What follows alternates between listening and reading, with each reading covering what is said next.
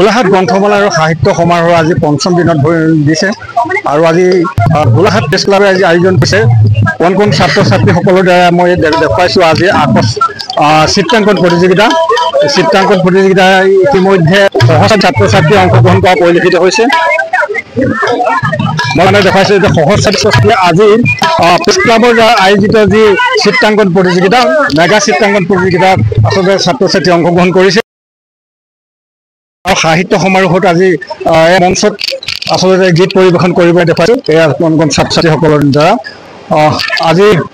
গোলাঘাট গ্ৰন্থমেলা আৰু সাহিত্য সমাৰোহত যি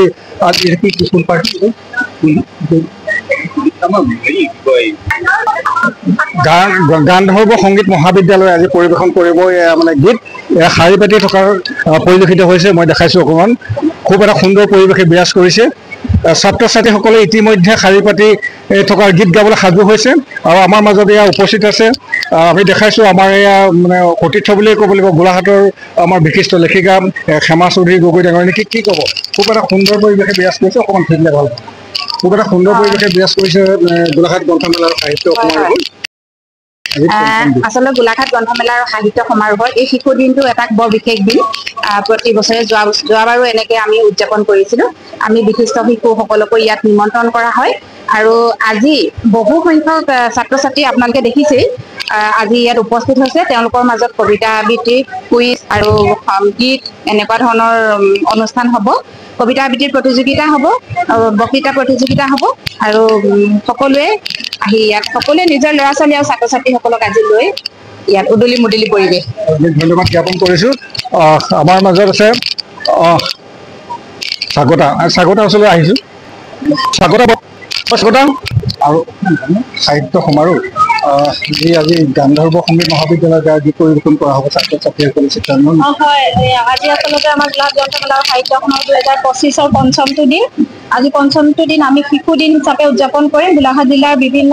বিদ্যালয়সমূহৰ ছাত্ৰ ছাত্ৰীসকল আহি ইয়াত উপস্থিত হৈছেহি ইতিমধ্যে আমাৰ চিত্ৰাংকন প্ৰতিযোগিতা আৰম্ভ হৈছে ইয়াৰ পিছতে আচলতে আমি শুভ উদ্বোধনী অনুষ্ঠান আৰম্ভ কৰিছোঁ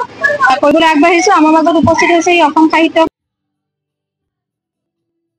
সভাৰ প্ৰধান সম্পাদক শ্ৰী দেৱজিৎ বৰা ডাঙৰীয়া আমাৰ মাজত উপস্থিত হৈছে মৰিগাঁৱৰ শিশু শিল্পী প্ৰিয়দৰ্শন ডেকা আৰু বিভিন্ন কেইবাজনো আচলতে আমি বিশিষ্ট ব্যক্তিক আজি আমি আমন্ত্ৰণ জনাইছোঁ এই শুভ উদ্বোধনী অনুষ্ঠানলৈ গতিকে সকলোৰে সহায় সহযোগিতা আমি আন্তৰিকতাৰে কামনা ভাষ্য লোৱাৰ চেষ্টা কৰিম আজি গোটেই সমগ্ৰ পৰিৱেশটো আৰু পঞ্চম দিনা যিহেতু ভৰি দিছে সাহিত্য গ্ৰন্থমেলাই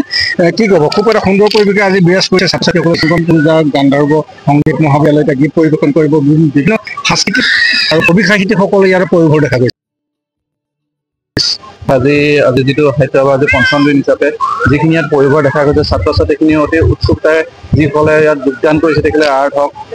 কবিতা হওক যি হওক সকলোখিনি আজি যিটো পৰিভৰ দেখা গৈছে এনেদৰে আমি সকলো ছাত্ৰ ছাত্ৰী বা ল'ৰা ছোৱালীকে বা অভিভাৱকক আমি ক'ব বিচাৰিছোঁ যে সকলো আহক এবাৰ গ্ৰন্থ মেলালৈ আহক সকলোৱে উপভোগ কৰক এই পৰিৱেশটো কাৰণ এই পৰিৱেশটো সদায় দেখিবলৈ পোৱা নাযায় কাৰণ আজিকালি ছাত্ৰ ছাত্ৰী লেখা ল'ৰা ছোৱালীসকল অকল মোবাইলৰ মাজতে ব্যস্ত হৈ থকা দেখা গৈছে কাৰণ যেতিয়া আমি গ্ৰন্থমেলালৈ তেখেতসকলক আনো বা তেখেতসকলে ইয়াক আহি উৎসাহিত কৰোঁ তেখেতসকলে হয়তো নিজে জইন নকৰিলেও বা যোগদান নকৰিলেও বেলেগক দেখি পেলাই তেখেতসকলে ক'ব পাৰিব যে এনেকুৱা কৰিব পাৰি বা তেখেতসকলৰ মনত এনেকুৱা এটা ভাৱ সুন্দৰকৈ তেখেতসকলৰ মনত সোমাই যাব পাৰে সেইকাৰণে আহক এখন লাখ দিনত তেখেতসকলে এই পৰিৱেশটো উপভোগ কৰাক আমি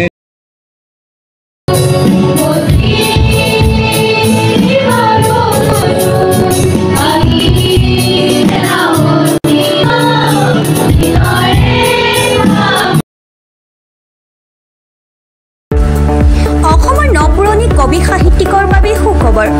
প্ৰভাতী অসম সংবাদ গোষ্ঠীৰ দ্বাৰা পৰিচালিত সাপ্তাহিক কবচে আয়োজন কৰিছে এখন কাব্যগ্ৰন্থৰ প্ৰতিযোগিতা সহকৰ্মীৰে 30টা বৰ্ষত খোজ থোৱা অসমীয়া সাপ্তাহিক কবচ কাকতখনৰ উদ্যোগত কাব্যগ্ৰন্থ প্ৰতিযোগিতাৰ আয়োজন কৰা হৈছে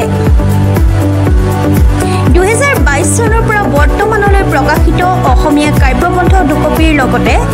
লেখকৰ সম্পূৰ্ণ নাম ঠিকনা সঠিককৈ লিখি অহা 30টা মেম্বৰৰ ভিতৰত